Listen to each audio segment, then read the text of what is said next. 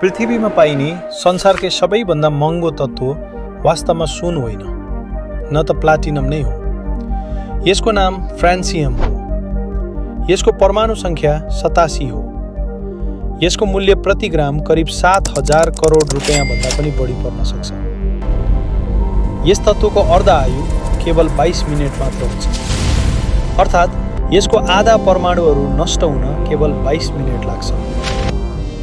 यो तत्त्व पृथ्वीमा स्वाभाविक रूपमा पाइन्छ, तर अत्यन्तै छिटो विघटन हुने भएकाले यसलाई सङ्कलन गर्नु लगभग असम्भव हुन्छ। प्राकृतिक रूपमा भन्नुपर्दा पृथ्वीको सम्पूर्ण भूपर्पटीमा करिब 24.5 ग्राम मात्र फ्रान्सियम रहेको अनुमान गरिन्छ। यही कारणले वैज्ञानिकहरूले यसलाई प्रयोगशालामा कृत्रिम रूपमा बनाउने गर्छन् र त्यसैले यो संसारकै सबैभन्दा दुर्लभ र महँगो तत्त्वमध्ये एक मानिन्छ।